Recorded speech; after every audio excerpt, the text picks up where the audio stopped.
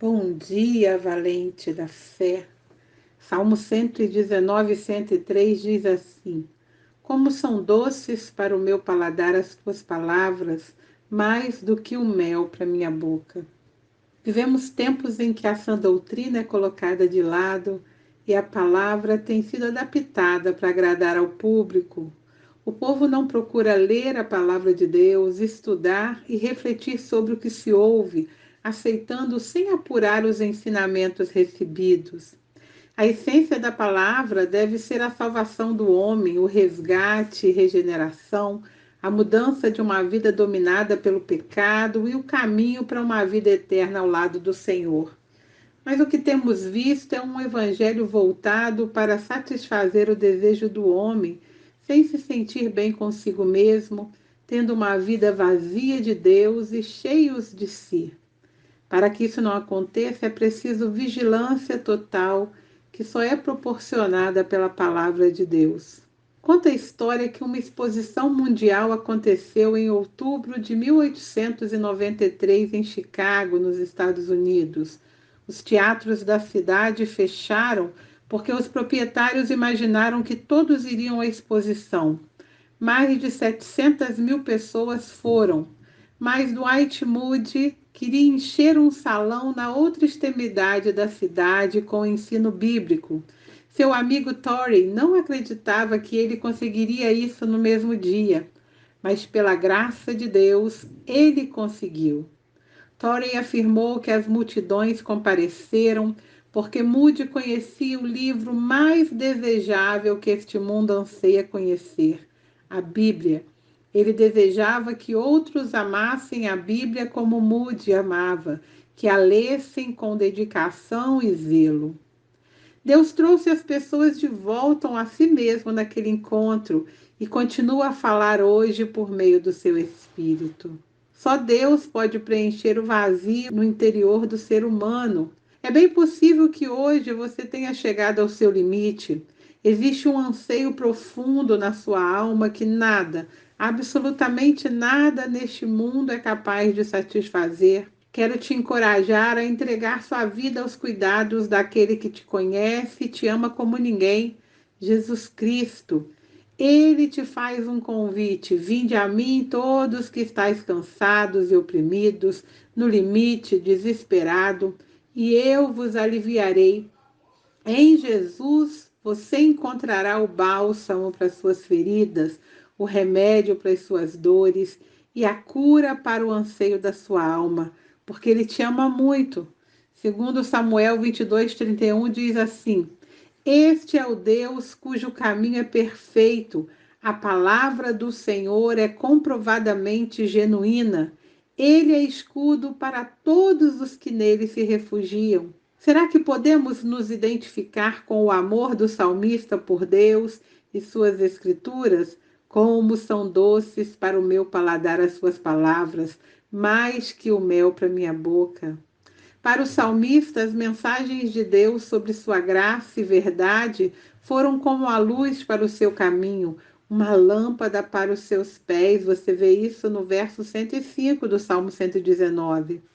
Você já sentiu um vazio na alma quando nada te deixa feliz e parece que algo está faltando na sua vida? É a verdade que nos transforma. O crescimento espiritual é o processo pelo qual substituímos as mentiras pela verdade. Jesus fez a seguinte oração lá em João 17:17: santifica-os na verdade, a tua palavra é a verdade. Essa santificação exige revelação. O Espírito de Deus usa a palavra para nos tornar semelhantes ao Filho de Deus. Mas para nos tornar semelhantes a Jesus, devemos preencher todo o vazio da nossa vida com a palavra.